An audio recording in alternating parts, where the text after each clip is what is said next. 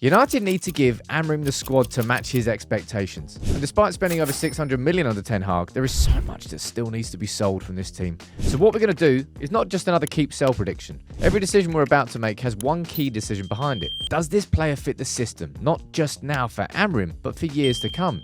This is a look at how the squad can evolve over the next 2 summer windows and ultimately tell us exactly what areas need strengthening. Well, this is a big video. I've been waiting to do it and now feels like the right time. A Ruben Amorim keep or sell, but also taking more of a longer view on it. We're going to speak about 2 windows rather than 1 summer window, who we would sell now or who we could maybe keep for 1 more year. And you can let me know what you think in the comments, all right?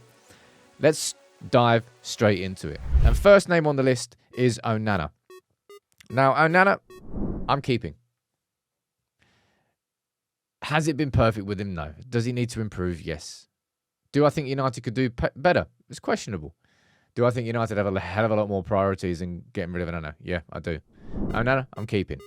Heaton, sell. Buy in there, sell. I think those 2 things are quite simple and relatively straightforward. Buy in there, I feel, well, he's only played once. There's no point. Binders need to be sold and just bring through a younger goalkeeper to be the backup.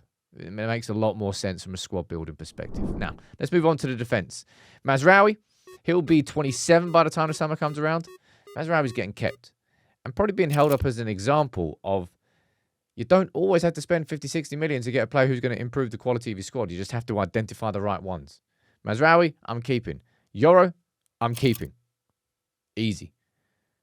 I'm looking forward to seeing when Yoro is properly established, man. But Yoro, keeping. De Ligt, I'm keeping as well. I still think he's been a probably better signing than people are giving him credit for. And I'm happy with him so far. And I think, well, he'll continue to grow, man. I still think that De Ligt could end up being our captain at some point. Still think that. Now, Martinez, I've got down here as keep. And there's going to be people that will have him in the sell.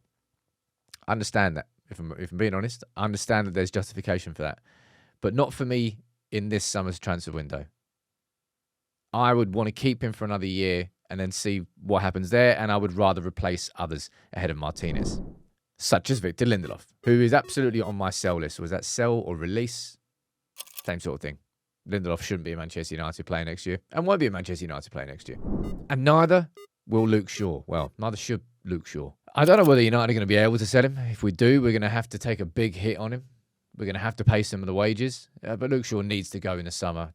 I was pretty fixed on that before the season started, and well, we've got another whole season of evidence. Next up, we've got Harry Maguire, and I've got him down as a keep, if I'm being honest. I think United will extend his contract by 1 year and then invest our money. I think we've got bigger issues in the central centre-backs. So I think Maguire for 1 more year makes sense. Just personal opinion. And then we come down to the fullbacks. We speak about Tyrell Malacia, and for me, it's quite an easy one. It's sell. I feel sorry for the lad. Injuries have blighted him. I think he can still go on to have a football career, but I don't think it's going to be at Manchester United now. I think we will sell Luke Shaw and Tyrell Malacia this summer, and we should do anyway. And Diogo Dalot, I've got him down as a sell. I think United could get very good money for Diogo Dalot. Do I think he could still do a job in this squad? Yes, I do. I think overhaul, if there's going to be an area in the squad where the overhaul happens, it's going to happen at fullback. Personal, as I said, this is what keep or sell videos are about, man. There are so many players that I still need to run through. Starting with, look, Casemiro, sell. Easy. Waste no time. Eriksen, sell or release on a free transfer. And the other ones are quite relatively straightforward as well. Ugarte, I say relatively straightforward, definitely straightforward. Ugarte, I'm keeping. Mainu, I'm keeping. But you see how wafer thin that midfield is. Boy, United are gonna have to have a blinder of a summer in midfield, considering how much is needed defensively, and then considering how much we also need to do in attack, because Marcus Rashford needs to be sold, right? That's, for me, a given, whether or not he's still at the club in the summer, depending on whether or not United are able to loan him out in January. Rashford doesn't want to be here. It seems like Amorim is a little bit, doesn't really want Rashford here either. And there's no point having anybody at the club that doesn't want to be here. So Rashford, he should be sold. Garnacho, I've got down on the keep list. I want Garnacho to get another season. But if Garnacho doesn't prove himself, well, we'll have another conversation the year after. Antony, next on my list. For me, it's an easy sell. Well, it's not an easy sell. He should be. Whether it becomes an easy sell, we'll find out. But Antony, definitely selling. Mason Mount, I'm selling as well. Another 60 million on a player that's had no impact at all on the quality of your team since he's joined. It's outrageous. It's not his fault with injuries at all. But geez, it's peak United. So Mount, sold. Move on. Ahmad, keep. Easy. Next. Højlund, keep.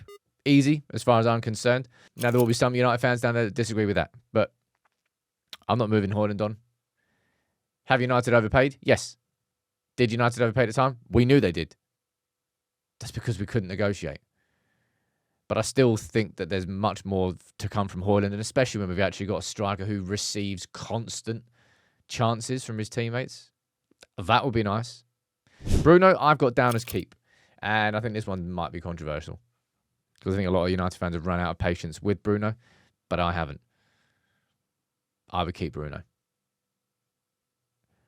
However, I do really need to see him develop, man.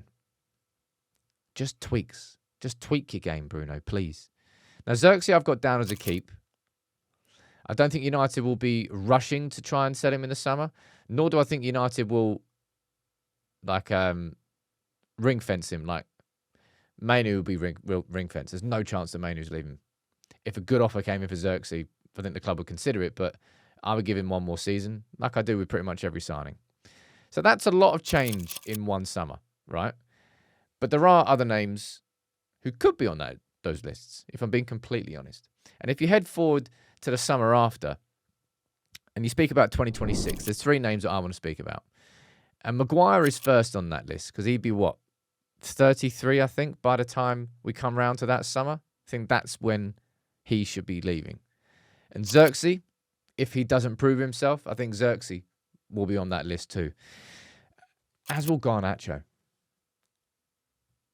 And just by me sort of speaking through that list there from 2025 and one summer to 2026, and of course you got the January windows in between, you can see how much of that squad I truly have faith in. There really aren't that many players that I would honestly put my own money on a bet saying they're going to be a Manchester United player come 2027 or come 2026, even 2 years' time, 1 year's time. You just don't know. I think that's 14 players overall over those two windows that I say from the current squad that we've got that I don't actually think have got a future at the club.